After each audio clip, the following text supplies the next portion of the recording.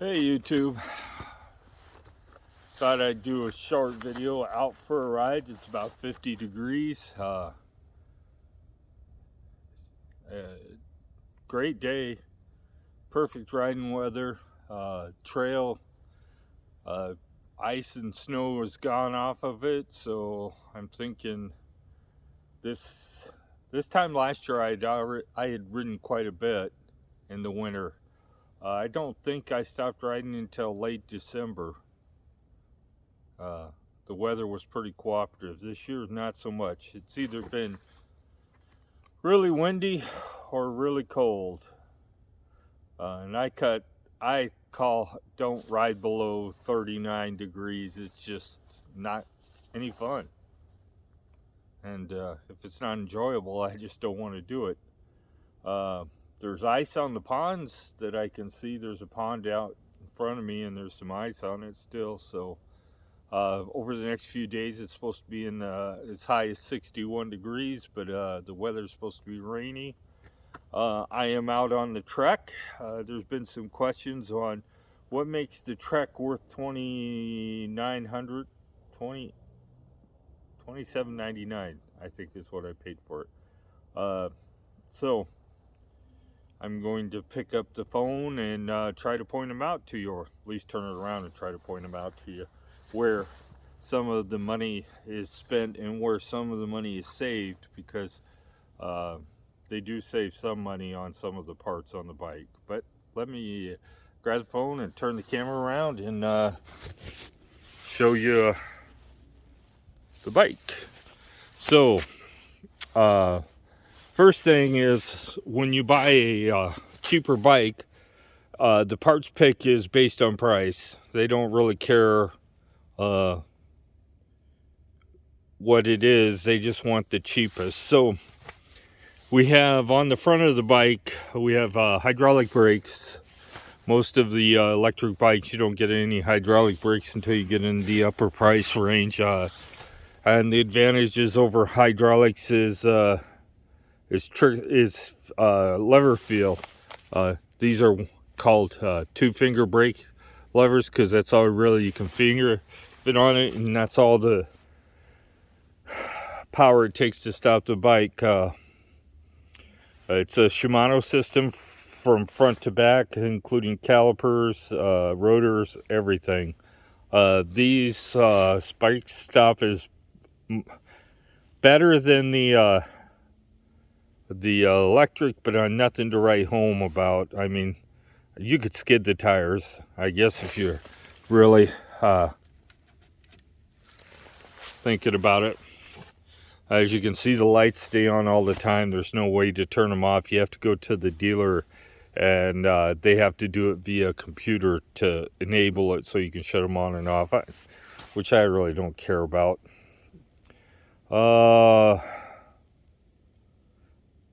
So we have hydraulic brakes. We have a 9-speed shifter system. We have these grips that are lock grips, whereas the ones on the XP were just slide on. These actually you can remove without destroying them if you want. I don't particularly like them, just like the XP.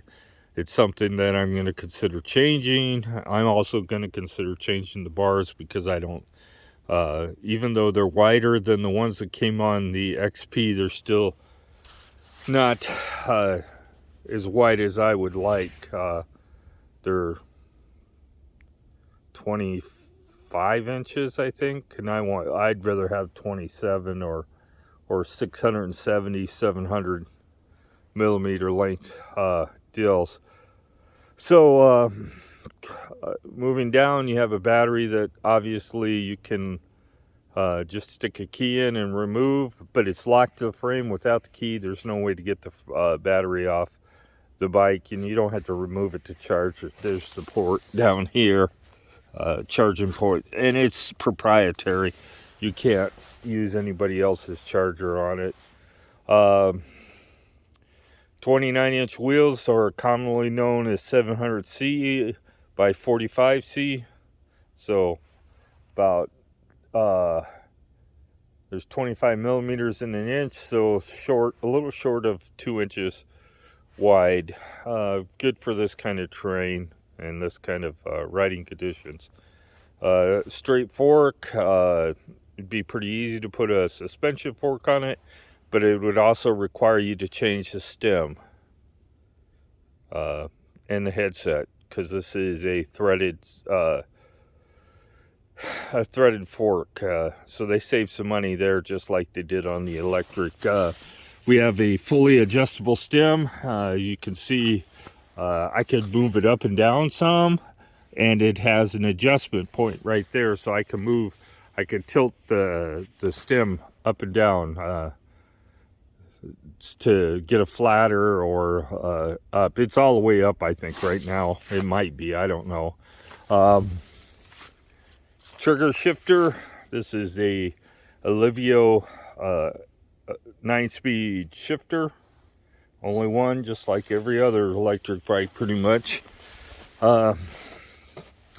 It's plastic fenders, so they don't make much noise. They do make some noise, but not much. This is a single piston caliper, but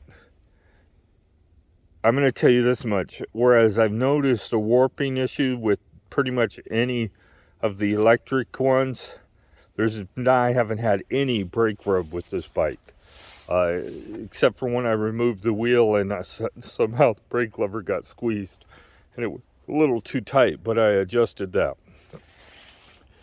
Moving past the battery, we have the Bosch Active Line Pure and a Purion display. The display doesn't show much. I don't even think it's lit. It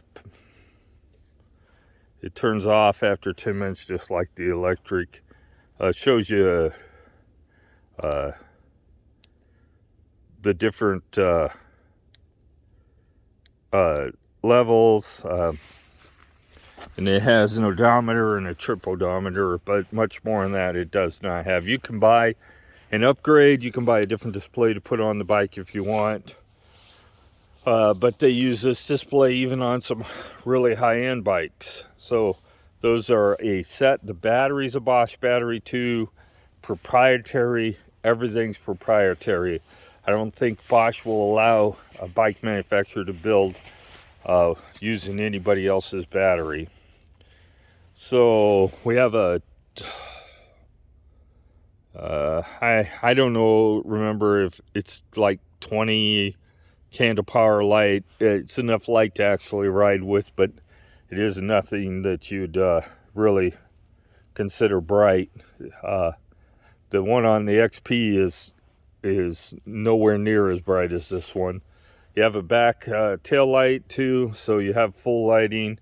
Wheel reflectors are still on, and so are the I took the reflector that was on the handlebar on. It's like talking about overkill. You have a reflector below the light, a reflector on the back light, a reflector on the wheels, and no, these tires don't have a reflective stripe on them.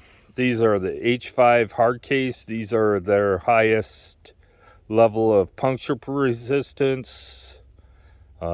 So they're expensive too. I think they're $60 a piece. And they're Bontrager's, which is a Trek company. So most of the stuff is on a Bontrager. And coming back to stem, you have an integrated, it's called a blender. So they make accessories that go mount to the stem. So integrated accessories for your cell phone holder, a camera holder, and a couple other things. This bike has a water bottle holder. Karen's doesn't because she has a small frame. Suspension seat post. It works. There ain't much more to say about it. It doesn't work real well, but it works. Plastic fender on the back and a 9-speed drivetrain. Same kind of brake on the back. Bike's starting to show a little dirt. That little white stuff on the wheel is from the wax lubricant that I use on the bike. It is a cassette body, so to change the gears like 5 seconds throw the wheel off, and it's quick release. Both wheels are quick release, so you could take the wheels off this bike and change a flat without a bunch of special tools. And I do carry a pump and a inner tube for that purpose. Whereas with the electric, I'm just going to call somebody, have them come and get me.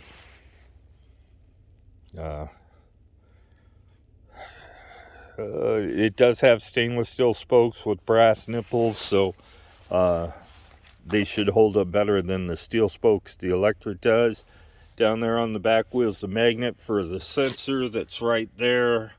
It picks it up every time it goes around. It isn't really close, but it does provide some information to the motor and to the display as to speed. How accurate it is, I have no idea yet. I haven't really tested it. The bond trigger bag on the back slides into a mount, and it's called, what is it called? I don't remember, but it's an integrated mount that comes on the bike to use their saddlebag. So this is the Pannier System. So not this one, it's, you unzip this one here. It's kind of tough to do one, and then you have panniers that you can use if you want to haul groceries or something. And it has a rain cover that's on the front right here that you can pull over to keep the your contents from getting wet if you're out in the rain, because the bag itself isn't waterproof without the cover. This is locked onto the bike. It takes a special key. Oh, let's see if we can show you guys the key. I dropped my glasses. Where is it? So the key is right here.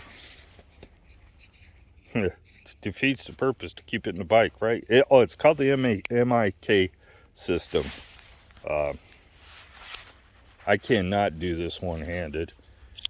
Anyway, this key